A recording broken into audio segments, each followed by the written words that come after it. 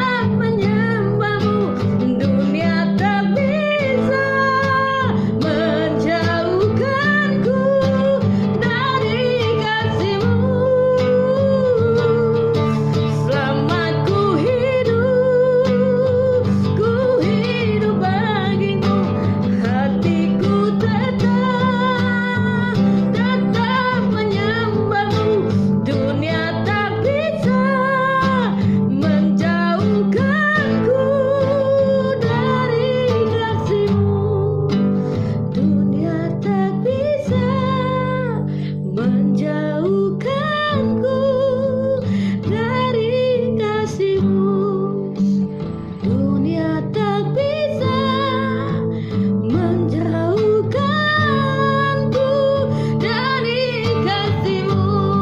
Amin. Haleluya, haleluya.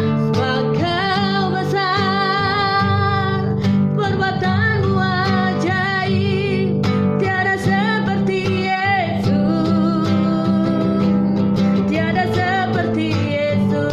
Sebab Kau besar, yes the Lord, perbuatan-Mu ajaib, tiada seperti Yesus, tiada seperti Yesus, tiada seperti Yesus. Sebab Kau besar, perbuatan-Mu ajaib, tiada seperti Yesus, tiada seperti Yesus, tiada seperti Yesus, tiada seperti Yesus. Tuhan besar lebih dari persoalan setiap umat Tuhan. Tuhan besar dan agunglah karyanya, benar jalan-jalannya. Maka kami sangat membutuhkan pertolongan-Mu. Bukan karena kuat gagah kami, bukan karena hebat kami, bukan karena kemampuan kami, tapi kami yang bodoh ini Kau pilih supaya kami dapat Tuhan Kau pakai. Kami hamba yang tak berguna ini Kau jadikan seperti apa yang Kau rancangkan, indah daripada yang kami pikirkan. Kami bersyukur memiliki Allah seperti Tuhan Yesus Kristus. Kami mengucap syukur kami menjadi Tuhan, menjadi umat yang Kau pilih. Ketika Engkau memilih, biarlah Engkau Tuhan menjadikan kami Tuhan pemulai wanita-Mu. Kalau Kau jemput kami menerima ya Tuhan. Kami duduk sebelah kanan Bapa dan bersama-sama memerintah. Tapi jangan biarkan kami Tuhan, Engkau tidak mengenal, kata firman Tuhan dari Matius 7 ayat 21 dan 23. Aku tidak mengenal Engkau, nyala Engkau sekalian yang melakukan kejahatan. Kami mungkin tidak melakukan pembunuhan, kami mungkin tidak melakukan perampokan, kami mungkin tidak melakukan kecurangan yang jahat dan biadab. Tapi satu hal yang sering kami lakukan, kami sering acuh tak acuh kepadamu Tuhan. Yang sering kami lakukan, kami tidak peduli kepada sesama kami. Itu juga sebuah kejahatan yang terbesar. Holy Spirit, thank you Jesus. Sadarkan kami umat-Mu ya Tuhan. Ingatkan kami tentang kasih setia-Mu. Ingatkan kami tentang kebenaran-Mu. Kami diselamatkan bukan karena kebenaran hidup kami,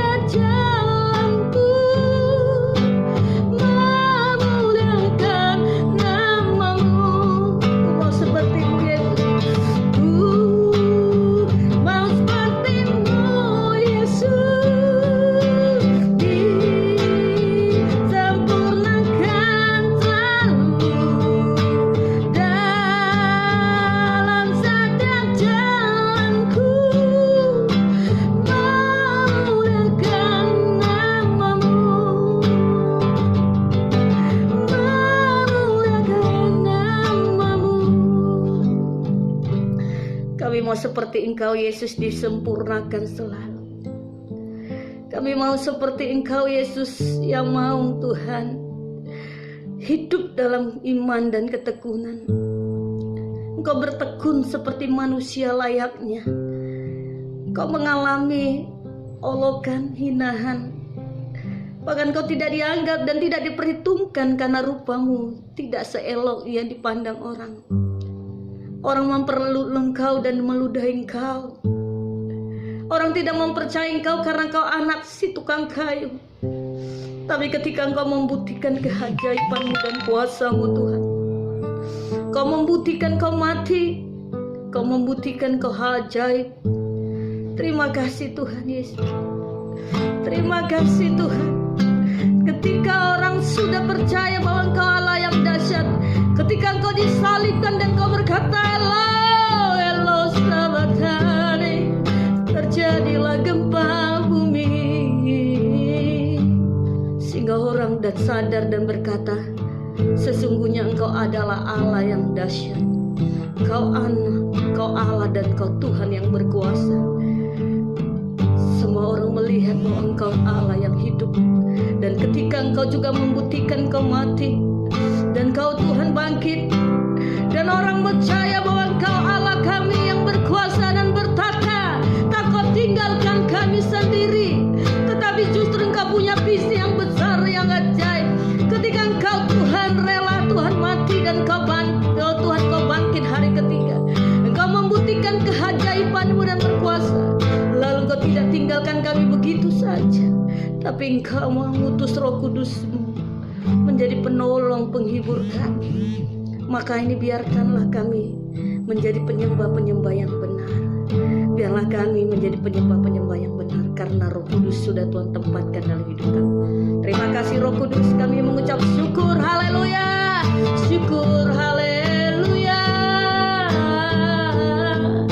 Buat kebaikan-Mu Tuhan. Syukur buat pengorbanan-Mu atas kami. Tak dapat kami balas sampai kapanpun. Terima kasih Tuhan. Hari ini biarlah kami merenungkan firman. Urapi hamba-Mu dari ujung rambut sampai ujung kaki. Kuduskan bibir, mulut, hati dan pikiran kami. Pakailah untuk kemuliaan-Mu menjadi saksi bagi orang yang mendengarkannya. Haleluya Roh Kudus, amen. Salam saudara kasih dalam nama Tuhan Yesus. Selamat pagi, dan saya mengucap syukur buat hari ini, bahwa hari ini kita masih diberikan kesempatan, yaitu kita masih diberikan umur yang panjang, bahkan kita diberikan juga kesehatan ya. Dan saya mengucap syukur buat kebaikan Tuhan. Hari ini masih kita diberikan dapat menyembah Dia, meninggikan Dia, mengagungkan namanya. Dan saya mengucap syukur bahwa hari ini dalam kondisi COVID-19 kita masih diberikan hidup. Mungkin lihat saja berita-berita di TV, tidak ada yang dapat mempertahankan nyawa seseorang, tetapi hanya Tuhan yang dapat memberikan kesempatan orang hidup. Maka ketika kita hidup, biarlah untuk Tuhan, kita mati untuk Tuhan. Roma 14 ayat 8, 9, 10 berkata, hidup buat Tuhan, mati buat Tuhan. Seberapa banyak orang punya visi yang besar bahwa mati buat Tuhan, hidup buat Tuhan. Tetapi saya percaya ketika kita sadar bahwa kita hidup ini sebenarnya anugerah, maka kita akan sanggup melakukan visi yang besar itu. Hidup buat Tuhan, mati buat Tuhan. Tapi ketika kita hidup buat Tuhan, apakah kita hanya datar? Tidak. Tapi saya hanya mau katakan, hidup kita harus teruji menjadi orang Kristen yang sejati. Hidup kita harus teruji sebagai orang yang melakukan firman. Hidup kita harus teruji menjadi orang yang baik. Karena Alkitab tidak pernah menuliskan dengan sembarangan dengan tulisannya. Tetapi setiap isi Alkitab dan tulisannya itu punya makna dan fungsi untuk dapat kita lakukan. Tuhan berkata, hendaklah kamu berbuat baik dengan tidak jemu-jemu. Tetapi banyak hal orang berhenti berbuat baik ketika orang tidak menghargai seseorang. Tetapi saya hanya berkata, sekalipun orang tidak menghargai Anda, tetapi jangan berhenti berbuat baik. Kalaupun kita tidak diperhitungkan orang lain, jangan juga kita tidak peduli dengan orang lain. Sering cenderung orang sakit orang yang disakiti sering akan menyakiti. Itu sebuah penelitian berkata bahwa secara manusiawinya orang yang disakiti akan menyakiti. Orang yang terluka dia akan melukai. Tetapi di dalam Tuhan tidak ada yang namanya teori seperti itu. Di dalam Tuhan bahwa kita harus mengampuni. Ya, berita-berita yang saat ini lagi tanggal 6 Juli, berita-berita saya yang sudah dituliskan bagaimana saya mengampuni orang yang sudah melakukan kejahatan. Banyak orang-orang yang komen di Facebook saya, di WA saya, oke, memaafkan sih, tapi ganti rugi dong. Enggak, memaafkan itu sama seperti Yesus mengampuni tanpa syarat. Kalau Tuhan membuat perhitungan seperti itu, mungkin saudara bilang, itu kan Tuhan, kita kan bukan Tuhan. Oke, memang karena kita bukan Tuhan, maka itu kita mengandalkan Tuhan. Karena kita bukanlah Tuhan, kita mengandalkan Tuhan. Sekali lagi saya katakan, karena kita bukan Tuhan, maka kita mengandalkan Tuhan. Ketika saya mengandalkan Tuhan, maka saya dapat mengampuni orang yang menyakiti saya ataupun meremehkan saya. Saudara pernah mendengarkan kesaksian John Mayer, yaitu hamba Tuhan di Amerika. Kalau Anda melihat bukunya dan mengikuti cerita dia, kisah dia sebagai hamba Tuhan, dukanya bahwa dia mengalami pelecehan, dia diperkosa oleh bapak kandungnya sendiri. Tetapi John Mayer sangatlah dia memegang kebenaran Tuhan. Kalau enggak Tuhan, John Mayer tidak akan sanggup berdiri sekarang bagi hamba Tuhan. Bahkan dia bersaksi, bahkan dia memproklamasikan bahwa dia sanggup mengampuni ayah kandungnya yang telah memperkosa dia. Tapi saudaraku, ada bagian yang mungkin orang tidak paham. Kalau mungkin orang menyakiti Anda, bikin saja, selesai, bye, aku tidak kenal kamu. Tapi bayangkan seorang ayah kandung memperkosa dia, darah dagingnya. Tapi seorang hamba Tuhan, John Mayer, dia bersaksi bahwa dia hanya berkata, dia tidak sanggup, bahkan dia akan trauma psikisnya, psikolognya. Tetapi namun satu hal, ketika dia memang meminta Tuhan berdaulat sepenuhnya di dalam hidupnya, maka dia melepaskan pengampunan itu. Itu yang saya mau katakan pada saudara. Sekali lagi mau saya katakan, hai kamu yang masih setengah-setengah hidup dalam Tuhan, hai kamu yang masih acuh tak acuh kepada Tuhan, hai kamu yang masih berpikir kalau dia baik aku baik, jangan ambil cara itu, cara berpikir manusia, cara Tuhan tidak. Lakukan kebenaran. Kebenaran artinya selalu mengasihi, itulah kebenaran itu. Sekali lagi saya katakan, kebenaran itu adalah kasih.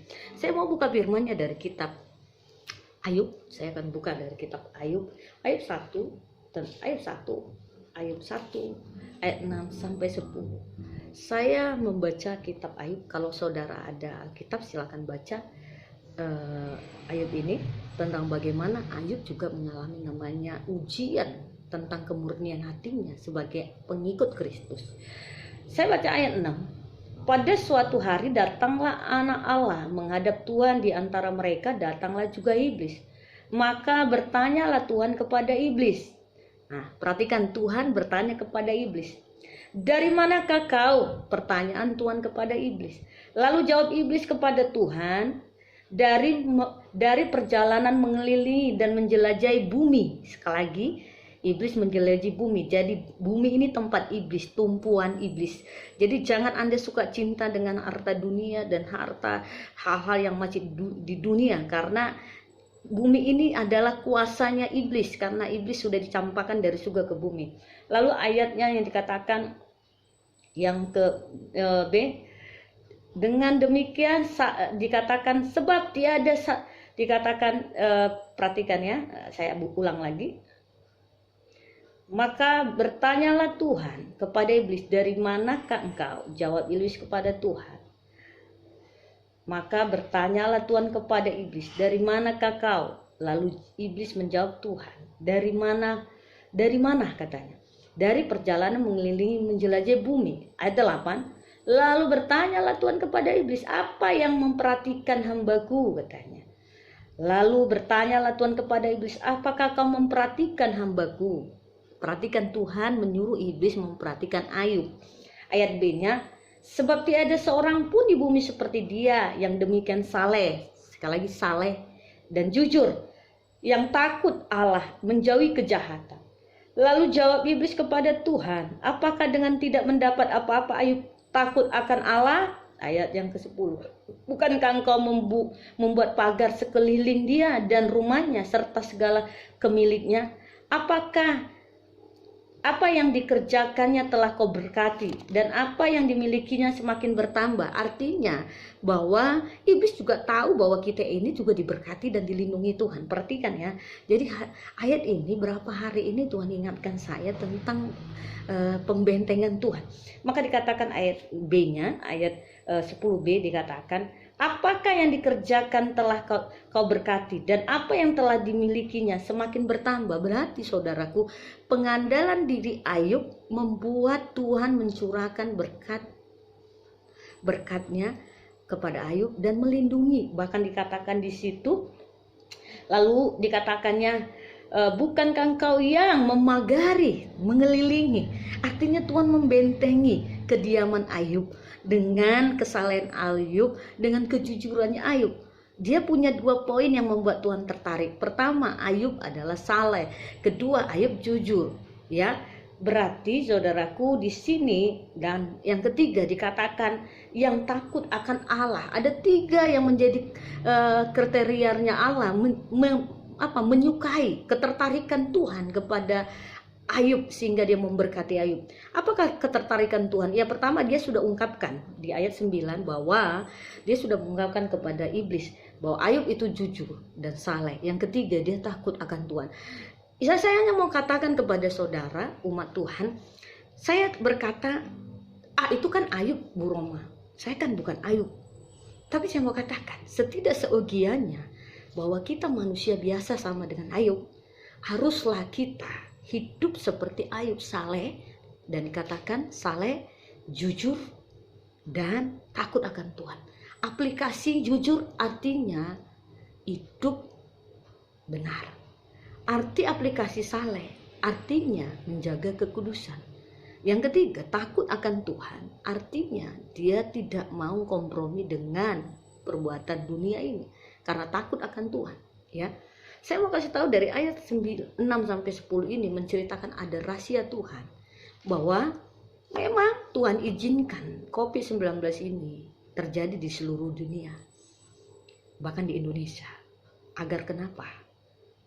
Saya dan saudara agar dapat diuji kesalehan saudara dan kejujuran saudara kepada Tuhan.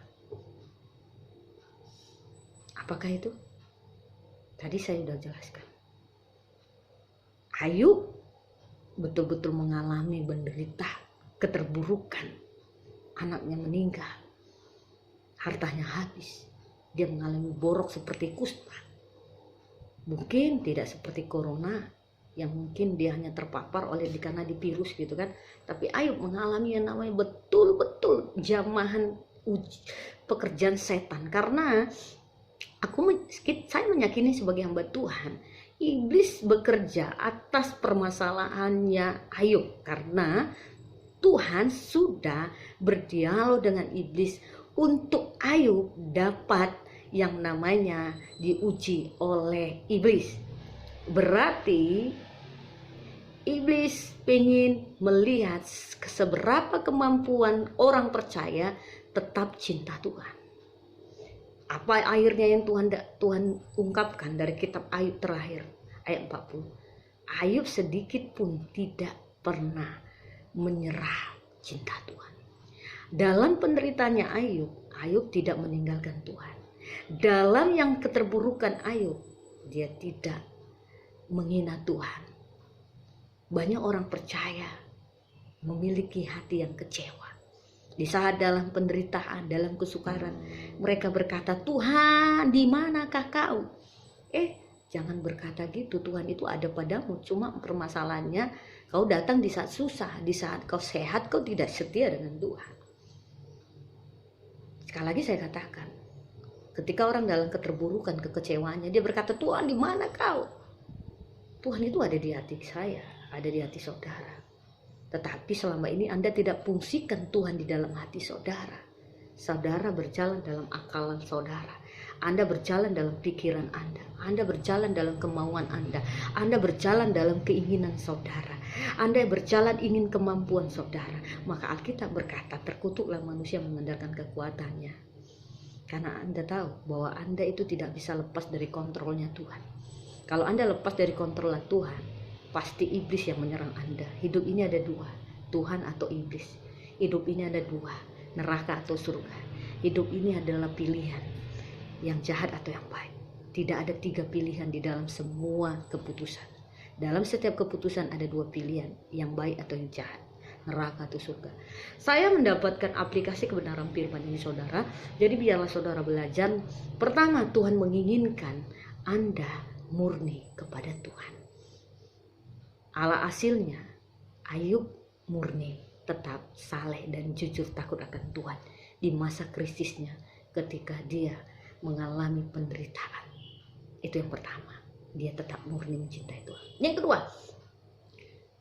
yaitu dari kitab Yohanes 4 ayat 23 dan 24 berkata, Tuhan mencari penyembah-penyembah yang benar. Kenapa? Penyembah-penyembah yang benar adalah suka menyanyi, mengangkatkan pujian di hadapan Tuhan. Penyembah-penyembah yang benar adalah orang yang cinta surga. Karena penyembah-penyembah yang benar adalah warga negara surga. Surga tempat orang menyembah, surga tempat orang memuji. Tapi ketika ada orang di bumi ini tidak suka menyembah, maka dia bukanlah warga negara surga. Orang yang memiliki warga negara surga, dia akan suka menyembah. Sekali lagi saya katakan, mungkin hamba Tuhan yang lain atau pendeta yang lain tidak pernah menyampaikan, surga adalah tempat orang memuji dan menyembah. Mengapa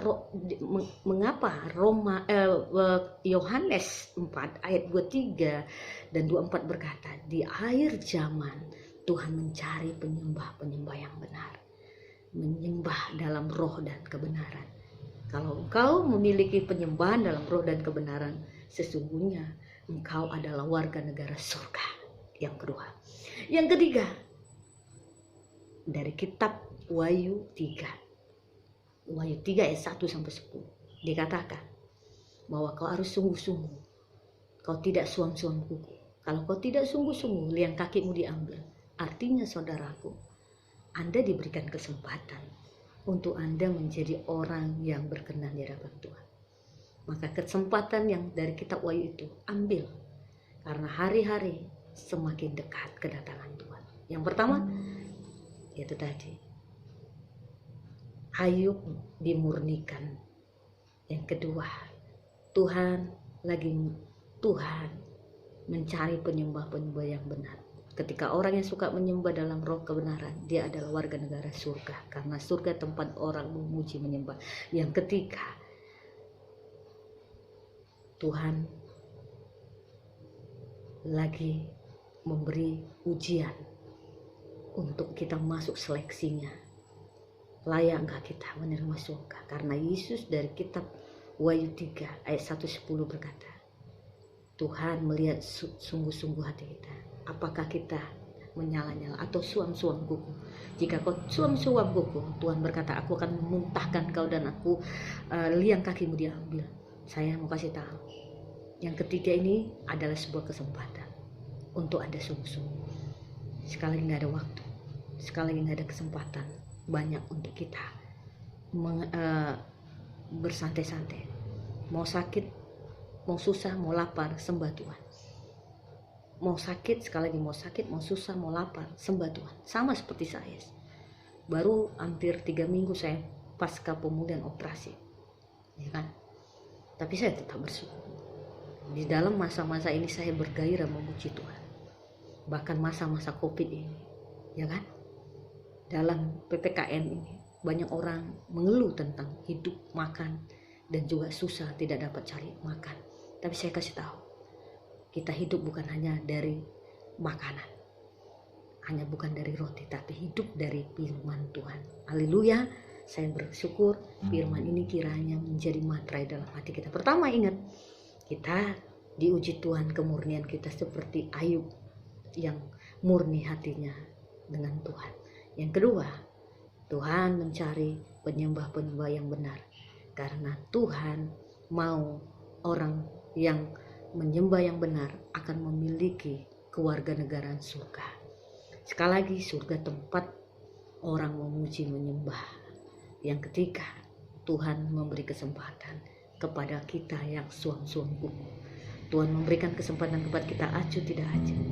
Maka itu aku percaya hari ini buka hatimu, cari Tuhan dalam kesukaran, berseru kepada Tuhan dalam kesakitan.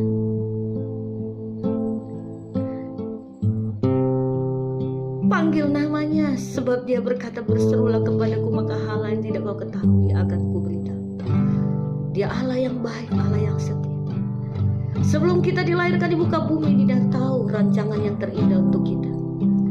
Menjadi permasalahannya, apakah engkau tahu bahwa Tuhan itu sangat mengasihi kau? Anda tahu kisah Tuhan, Dia mati dan lahir di kandang bumi. Aja Tuhan, kita hanya tahu batas cerita itu, tapi engkau tidak tahu lebih kedalamannya, bahwa Tuhan mengasihi engkau. Dia rela mati demi dosa kita. Bahkan Dia punya visi besar agar menempatkan kita duduk sebelah kanannya dan memerintah dan menghakimi orang-orang yang berdosa. Itu visi yang terbesar Tuhan, agar engkau duduk sebelah kanannya bersama-sama di surga yang kekal. Sembah Dia, haleluya. Hidup ini adalah kesempatan. Hidup ini untuk melayani Tuhan. Jangan sia-siakan apa yang Tuhan beri. Hidup ini harus jadi berkat. Oh Tuhan, pakailah hidupku. Tak lagi aku masih kuat. Bila saatnya nanti ku tak berdaya lagi, hidup ini sudah jadi berkat. Hidup ini adalah kesempatan. Yes the Lord. Hidup ini untuk melayani Tuhan. Jangan sia-siakan apa yang Tuhan beri. Hidup ini harus jadi berkat. Oh Tuhan, pakailah hidupku. Selagi aku